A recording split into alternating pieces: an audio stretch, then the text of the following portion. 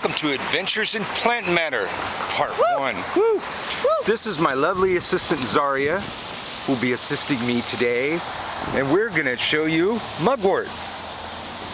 Mugwort with the forked leaves. Here is Mugwort. It commonly forks this kind of three-pronged fork, but sometimes more prongs than that. See that? But not always. Sometimes the leaves can be straight like this one. I've seen it growing in San Francisco, like right along the street, and it doesn't tend to fork out. Mugwort's great for all psychic work, for psychic powers tea, and infusion to bathe, the crystal ball, the black mirror, all your divination tools. Probably #1 on our list, and that's probably why we went here first. And it is widely used in Chinese medicine as well. That's it's right. rolled into sort of a smudge stick called moxa and used quite extensively in Chinese medicine. I only recently learned that. So Zarya is going to show us rule #1. For everything that is taken, something must be given. So before we take anything from this plant, we're going to give it some plant solution with good plant food. This is craft law #1 and goes for all things. For everything that is taken, something must be given.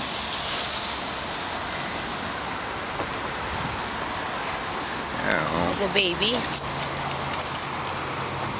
see, we're even giving some to some of the plant we're not even going to take. We're giving some to the not cool kids even, because we're cool like that. Now we've asked the plant's permission already, and now what we want to do is we only want to take 10% at the very most of the entire plant matter. We don't want to take the youngest, and we don't want to take the oldest. Can you hold that? We want to take the kids in the middle. Yeah. We want to get right above, right in between two branches and cut at a 45-degree angle. I hope you can see that. This is my boline.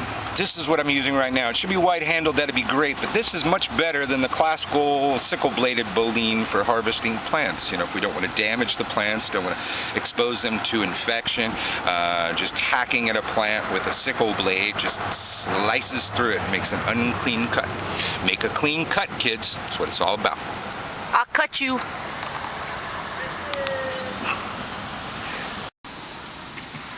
This is Plantain, as my lovely assistant Zarya is showing us.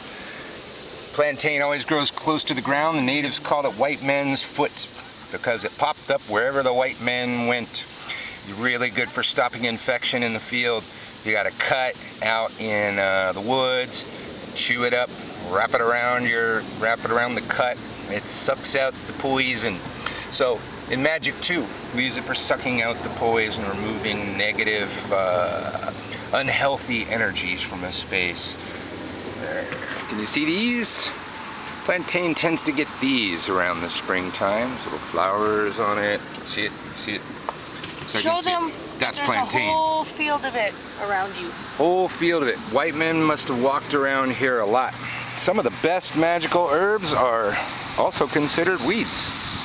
We use them, nobody else uses them. It's great, so there's lots of them. More to come. Now. And this, ow! Okay, take 2. This here is milk thistle, and as you can notice, it's very thorny on the edge of the leaves, and it's very, very good for one's liver. It's a liver tonification plant, and a lot of people who have been prone to alcoholism or have hepatitis or any sort of liver issues will consume milk thistle. It's supposed to fortify the liver. As you can see, don't just reach in with your grubby little hands and pick it, because I kind of hurt myself. I imagine one would cut it from the root and be very, very careful. Very careful. But it's really hard to miss. It's got these little white milky things in the veins of the leaf, so it's pretty easy to identify, and like I said, those sharp thorns are a pretty good indicator as well. So here it is, beautiful Santa Cruz, just growing amongst itself. In Magick, the thistles tend to be used for protection, magic, strengthening, when in crossed conditions, that kind of thing. Same thing. If you find a correlation between what they do medicinally and what they do magically, Medicinally, you have to, in order to eat them, like Zarya was just saying, there's a way of boiling it down. I remember living with some hippies that did it, and they would eat it. They would eat it in a salad. And they had a way of boiling it where the spikes weren't there. Nettles have the same thing. You boil them down, and it's quite a lovely soup, actually. Stinging nettle soup. More to come. All right, this that I hope you can see here is borage. Borage. Borage rhymes with courage. Borage rhymes with porridge. Shut up, Z! Borage rhymes with courage, and that's the only thing you need to know. Medicinally and magically, it builds up your courage, your strength. You can eat the plants, they're tasty. You can even make them in a salad. It'll taste good, give you lots of vitamins and minerals, and make you brave. Because it's much too dangerous to take this step with fear in your heart. Alright, Zarya wanted me to show the viewers the things we go through for them. This is the swamp we've trudged our ass into and now have to trudge our ass back because it's pretty impassable right now. All in the search for hemlock. We found a lot of other herbs, so we really just came in here looking for the hemlock. We're gonna have to take the long way around. The long way around. See, this is all swampland. Swampland. Over yonder. Knee deep, people. Knee deep.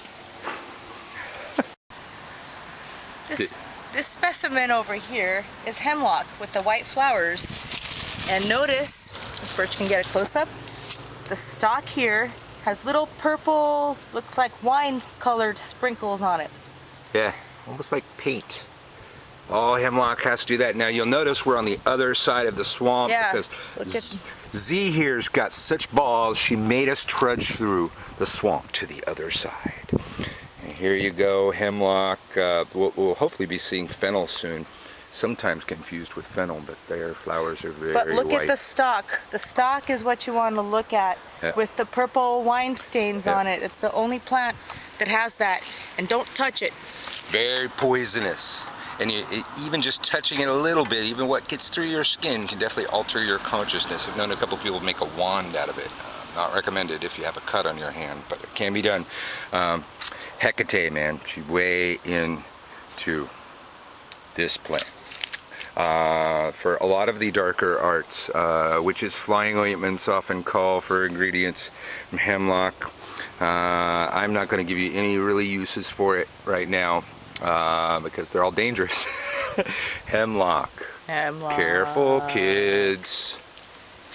Hemlock. Wait a minute. Okay, take 3. Now. Be very, very quiet. We're going to get rue. Rue is best used when stolen. So there's a little house here. We're gonna sneak over. We're hunting rue. We're hunting rue. Old Mexican ladies' yards is the best place to find rue. Oh no, it's that guy's yard. Let's point to it. Yeah.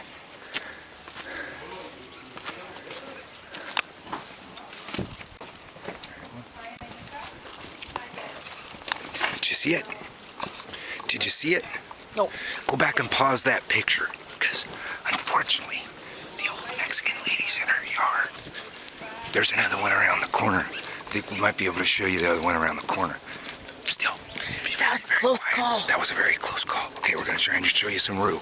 There's more old Mexican ladies around the corner. They'll have some. Oh, there it is. You see it? We're definitely not going to harvest any of that because it's way too small, but that's rue. Used in Italian witchcraft a lot. Sacred to Aradia. Takes to Aradia, Diana. You mix it with vervain, an extremely potent protection thing. Rue and the moon, man. Rue's all about the moon. Can't say enough. It smells very savory. Savory. It makes me salivate. Salivate. Smell it. Smell it.